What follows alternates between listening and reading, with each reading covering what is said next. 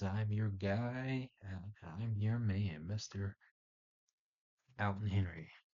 Today, I'd like to talk to you about another film I actually been wanting to watch for years. And I can't believe it. It's been 5 years since this movie has come out. And they already made a sequel. I've yet to watch the sequel yet. I may watch it right after this. And that is Becky. Becky is a action thriller. This is actually kind of crazy. And I'm gonna just, at first, I really like this movie. It's like an action thriller with vibes of horror elements, like because it does get graphic. It stars uh Lulu Wilson, Kevin James, and Joel McHale, and it's centered really about a story of a father and daughter on vacation who also invite a another parent to come over because Joel plays the father.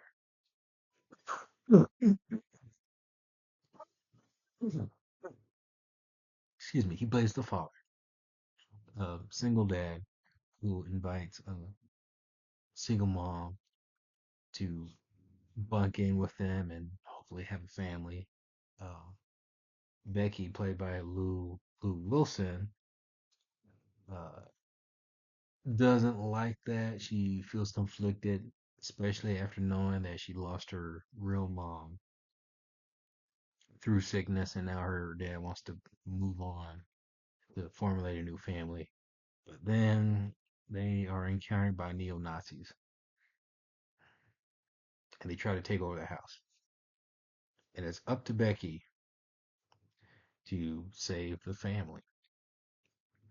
And I'm gonna be upfront. I really like this movie because it felt very gritty. I don't know if I could say realistic, but it felt like that and gritty. And I think the film really does try to do a good job to really figure out how a 13-year-old could take on like four uh, big bad guys. I think they try to do it very well, realistically. It's like if Rambo and the Equalizer was a 13-year-old. But what I really liked it was the dynamic that it felt of her character, her trying to um, cope with the loss of her mom and trying to find ways to accept that her dad wants to move on and have a new life, and you kind of see that I really like the drama that was really added to this movie. It really felt like there were real elements to her character, and it's from a very understandable perspective, I think, for a lot of people who do live in separate households and meet other people, and that's a very interesting dynamic how that really impacts with the story, but not too heavily, just mostly with her character and what she needs to kind of overlook when these neo-Nazi gangs come in and try to pretty much take over the situation. And we're really they're at that location, the Kevin James and his Nazi gangs. They're looking for a specific key, and this key unlocks a certain thing that's at that cabin, specifically at that cabin. So he needs that key. Becky somehow takes the key and is trying to prevent these guys from getting into it. Kevin James does play a very nasty villain in the best way he can in this, and he's incredible. Nothing over the top, but he's incredible. Like the guy feels cold and scary at times, and I have to give it to him.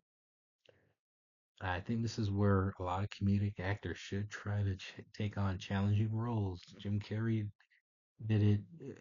My point is, I mean, Joel McHale, he's great in this too. He has a very important moment in the film where he, steps in as a father figure and really does what he can to support and encourage her daughter to move on without him. Spoiler alert. Um, so there's a really good transition for actors who specialize in comedy to do other more serious films. And this is like a serious film, but it's also a fun film because of the premise of what it tries to do. I'm actually surprised how bloody this film gets. Like it has that vibe of bending that I really like, where it may seem like a thriller, like an action thriller, but it also has horror elements into this, where it feels very genre bending because and that's what I really like. The genre feels like action horror, like it's kind of horrific given her age. That when you're taking down bad guys and it gets a little messy. And I actually like how they put that idea into this movie of how messy you can get for her to get her revenge for what's going on. But Kevin James, man, it was outstanding in this movie. Like I can't like man, like I would love to see him more do serious work. I know he had another more, I would say, dramatic comedy drama that came out earlier this year. I wish I've seen that. Um, there is a trope to the movie a little bit. It's based on how the movie is told. It starts at the end of the film and then it rewinds back to throughout the events of what got to the character to that state that she's in now. It's not a big um, complaint. It's really not, and it's just a plot device. But it didn't take away from me enjoying the movie. The movie had an interesting premise. It was great. It was fun. Um, Not overthinking what it's trying to do. You in and out of everything around 90 minutes. And this is a great fun film. I highly recommend it. It should have got more attraction though. It was like one of those movies where it has a good premise. It might have been released in a few theaters because it's like a festival movie, and that's it. And then it gets a sequel. But it's like one of those following movies. It does have that vibe of one too. Do check it out. It's currently available on Netflix. Do check out the sequel as well. I'll talk about the sequel when I can. And as always, I would love to hear what's your favorite underrated